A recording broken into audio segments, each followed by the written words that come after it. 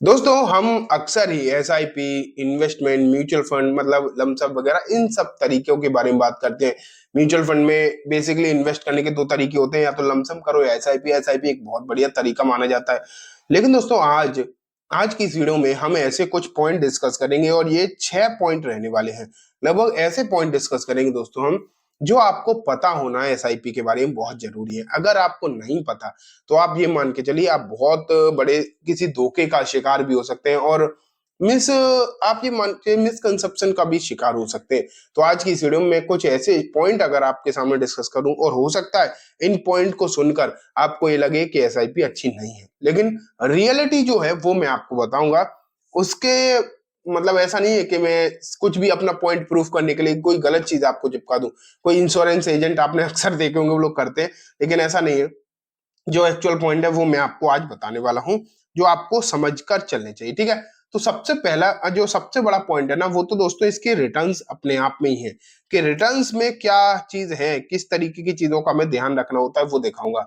तो आप देखो, आपके सामने स्क्रीन है एसआईपी कैलकुलेटर की। ठीक है, तो मैं यहाँ से आपको एक पॉइंट समझाता हूँ, ये समझने की कोशिश करो। जैसे मान लेते हैं हम 5,000 रुपए महीने इन्वेस्ट करते हैं। ठीक है, कितने 5,000 रुपए महीना अगर हम इन्वेस्ट करते हैं, और मुझे चाहे आप कितने भी रिटर्न मान लो, 12%, 15%, जो भी मान लो, चलो मैं 15 लेकर चलता हूँ। ठीक है, 15% के मान लेते हैं आपको रिटर्न मिल जाते हैं, और हमने 5 साल के लिए इन्वेस्ट किया है। ठीक है, 5 साल के लिए इन्वेस्ट किया है, तो अब आप देखो कि आपको जो रिटर्न मिले वो कितने मिले, आपका पैसा बना कितना वाला। पैसा बना लगभग लगभग 4.5 लाख। 4.5 लाख, ठीक है। अब आप देख रहे होंगे कि इतना 5,000 रुपए इन्वेस्ट करें तो लगभग इन्वेस्ट कितना हुआ, अमाउंट 3 लाख का इन्वेस्ट हुआ, और रिटर्न कितने बने, लगभग 1.5 लाख के। तभी तो 4.5 लाख हुआ।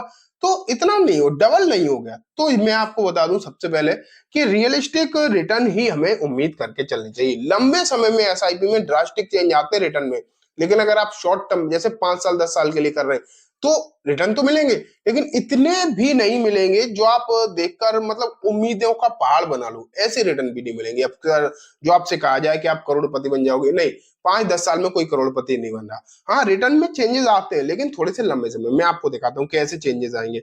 जैसे मान लेते हैं आपने 5 साल 5,000 रुपए इन्वेस्ट करे, तो एक उम्मीद के हिसाब से मतलब एक 15% अगर रिटर्न मिल जाते हैं तो लगभग 4.5 लाख रुपए बनता है। ठीक है, लेकिन अगर आप 10 साल के लिए इन्वेस्ट करते हैं तो लगभग 13 लाख या 14 लाख के आसपास बन के आता है। तब आप सोच रहे हो ठीक है, 10 साल में ठीक है, लेकिन जैसा कि मैंने आपको बताया लंबे समय में ही रिटर्न अच्छे बनते हैं। तो अगर आप 10 की जगह 20 साल चले जाओ तो आपको क्या लगता है 14 की जगह 28 लाख हो जाएंगे? नहीं। फिर आप देखो फर्क कितना निकल कर आता है। फिर निकल कर आता है 76 लाख रुपए। कहाँ 10 साल में बने 14 लाख, और कहाँ 20 साल में बने 76 लाख। सोचो, डबल तो गया, ट्रिपल से भी ज्यादा। तो यही है, उम्मीदों का पहाड़ नहीं लगाना है। आप ये मान के चलो, अगर आप एसआईपी कर रहे हो तो एक रियलिस्टिक रिटर्न्स के लिए उम्मीद करना है। हाँ, समय अगर आप दोगे, लंबा समय दोगे, तो डेफिनेटली बहुत तगड़े रिटर्न बनते हैं, इसमें कोई भी डाउट नहीं है। लेकिन अगर आपके पास समय नहीं है, आप समय दे नहीं सकते, तो फिर आप उम्मीद है लिमिट में ही लगाएं। फिर आप ये मत सोचो कि मैं 5 साल में कोई करोड़ों रुपए बना दूंगा। उसके लिए आपको बहुत सारा रुपए लगाना पड़ेगा। कम पैसों से अगर आपको करोड़ बनाने हैं, तो उसके लिए समय लंबा देना पड़ेगा, बहुत लंबा समय। ठीक है, तो ये तो दोस्तों पहला पॉइंट हो गया रिटर्न्स। लेकिन एक चीज और मैं आपको बताना चाहूँ, यही 5,000 से ही हम काम कर रहे हैं। मैंने क्या सोचा था, 20 साल तक हम करते हैं, 5,000 रुपए की एसआईपी 20 साल तक करते हैं, और निकल कर आते हैं 15% के रिटर्न मान लेते हैं। तो 15% के रिटर्न से हमें कितने मैंने अभी क्या देखा, 76 लाख रुपए बने। लेकिन इसमें महंगाई तो जोड़ी नहीं, इन्फ्लेशन तो जोड़ा नहीं। ये रिटर्न तो हमें सब लोग दिखा देते हैं कि करोड़ों बन गए, लेकिन एक्चुअल रिटर्न कितने आए? क्योंकि परचेसिंग पावर भी तो घटेगी ना। आने वाले 20 साल में पैसे की कॉस्ट नहीं घटेगी? क्या लगता है आपको? क्या पिछले 20 साल पहले आपको 100 रुपए में उतना ही चीजें मिलती थी जो आज मिलती है? नहीं। पहले 100 रुपए की, 20 साल पहले 100 रुपए की वैल्यू बहुत थी।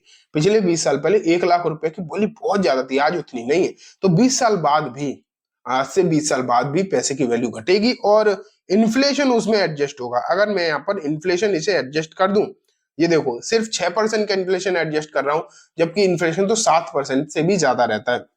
लेकिन यहाँ सिर्फ 6% का इन्फ्लेशन एडजस्ट किया है, तो आपका जो 76 लाख बना ना, वो सिर्फ 33 लाख रुपए के बराबर होगा। आज के 33 लाख रुपए के बराबर। तो इन्फ्लेशन जो पॉइंट है, इसे अक्सर लोग इग्नोर कर देते हैं रिटर्न देखने के टाइम पे। उन्हें लगता है कि एसआईपी तो कोई जादू हो रहा है। नहीं दोस्तों, जादू नहीं हो रहा। एसआईपी में हमने कहा लंबे समय में रिटर्न बनेंगे, ये बात सच है, लेकिन लंबे समय में इन्फ्लेशन भी तो बढ़ेगा, उसे कौन देखेगा? लंबे समय में रिटर्न तो बन जाएंगे 3 गुने, 4 गुने, 5 गुने, लेकिन इन्फ्लेशन भी तो लंबे समय में बहुत तगड़ा बढ़ जाएगा, बहुत अच्छा खासा बढ़ जाएगा, उसे कौन देखेगा? तो इन्फ्लेशन का पॉइंट तो दोस्तों हम कैलकुलेट करते ही नहीं, इसे भी एक बार कैलकुलेट जरूर करना चाहिए अपने अगर हम एसआईपी के रिटर्न वगैरह कैलकुलेट कर रहे हैं, ठीक है। तो ये तो 2 पॉइंट हो गए। अब आता है दोस्तों तीसरा point, expense ratio. Expense ratio क्या होता है? In mutual fund houses, AMC, आपके पैसे को मैनेज करने के लिए एक आपसे छोटा सा चार्ज लेते हैं। वो छोटा सा चार्ज कभी कभी ½ % होता है, कभी 0.25% होता है। अपने अपने अलग अलग अलग म्यूचुअल फंड जो स्कीम होती है उनका अलग अलग होता है। तो जब भी आप कोई भी फंड सिलेक्ट करो, तो आपको ये ध्यान रखना चाहिए कि आपका जो एक्सपेंस रेशियो वो कितना हो। अगर मान लेते हैं कि आप किसी कंपनी में इन्वेस्ट कर रहे हो और 1% का एक्सपेंस रेशियो, मतलब मान लेते हैं 1% का एक्सपेंस रेशियो, और दूसरा आदमी मान लेते हैं इन्वेस्ट कर रहा है, उसके एक्सपेंस रेशियो 3% है उसी। तो आपने ना इन्वेस्ट करते करते मान लेते हैं एक समय बाद 1 करोड़ रुपए बना लिया, 1 करोड़ ही बना लिया। अब आप उस 1 करोड़ को विड्रॉ तो करोगे ना। जब आप विड्रॉ करोगे तो आप सोचो, जिसका 1% का एक्सपेंस रेशियो था तो उसका 99 लाख मिलेंगे, और जिसका 3% का था उसे सिर्फ 97 लाख मिलेंगे। 2 लाख का फर्क आ गया। तो ये फर्क क्यों आया? ये आया एक्सपेंस रेशियो के चलते। एक्सपेंस रेशियो जितना कम हो उतना बढ़िया। और बहुत सारे लोग देखते नहीं है, और मैं आपको बताऊं, आप सोच रहे हो कितना ही फर्क पड़ता है। कुछ कुछ स्कीम ऐसी भी है जिनके एक्सपेंस रेशियो 3-3, 4-4% भी है। तो ये बहुत ज्यादा सोचने समझने की जरूरत है, बहुत ज्यादा देख कर ही इन्वेस्ट करना चाहिए जब भी आप कोई म्यूचुअल फंड चुनते हैं, ठीक है। एग्जिट लोड, नेक्स्ट पॉइंट आता है एग्जिट लोड। एग्जिट लोड क्या होता है? कंपनीज बोलते हैं कि जब भी आप अगर 1 साल तक इन्वेस्ट करते हो अपना पैसा, तो आपसे एग्जिट लोड इतना लिया जाएगा, 1 साल बाद नहीं लिया जाएगा। लेकिन बहुत सारे स्कीम में क्या होता है कि हमेशा ही एग्जिट लोड होता ही है, चाहे आप कितने भी समय बाद उसमें से पैसा अपना निकाल लें। तो एग्जिट लोड का ध्यान रखो। एग्जिट लोड जितना कम से कम हो उतना बढ़िया, और जितना कम से कम समय के लिए हो। ऐसे तो आप कोई स्कीम चुनो ही मत जिसमें एग्जिट लोड 1 साल से ज्यादा पर भी ले रहे हो, ऐसी तो किसी में इन्वेस्ट करना ही नहीं है, आप ये मान के चलो। लेकिन फिर भी आपको ध्यान देना चाहिए एग्जिट लोड कम से कम ही होना चाहिए, ठीक है। नेक्स्ट 200 पॉइंट निकल कर आता है रेगुलर और डायरेक्ट।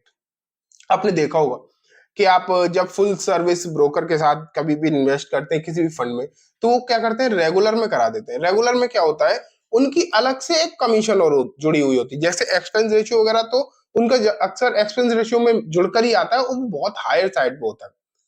एक डायरेक्ट होता है, डायरेक्ट में सेम म्यूचुअल फंड होगा, सब कुछ सेम होगा, रिटर्न भी सेम होंगे, लेकिन उसके खर्चे ज्यादा होंगे रेगुलर वाले के, और डायरेक्ट वाले के कम होंगे। तो आपको कोशिश करनी है कि डायरेक्ट ही चुनो।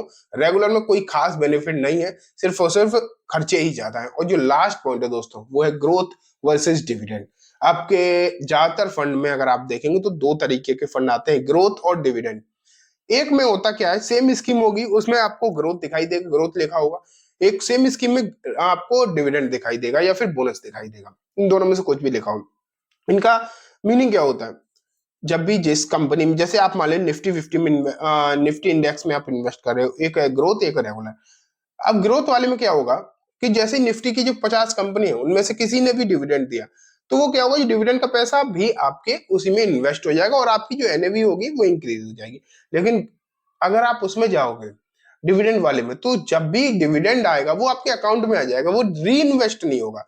तो होता क्या है कि जो कंपाउंडिंग का बेनिफिट है वो ग्रोथ में बहुत तगड़ा मिलता है, और डिविडेंड में जो है वो कम मिलता है, क्योंकि आपको रेगुलर धीरे धीरे करके उसमें डिविडेंड के रूप में पैसा आता रहता है, लेकिन उतना बेनिफिट नहीं मिल पाता, रिटर्न में उतना फर्क नहीं पड़ता था। इसलिए आप जब भी इन्वेस्टमेंट के बारे में सोचे तो कोशिश करें ग्रोथ ही फंड चुने।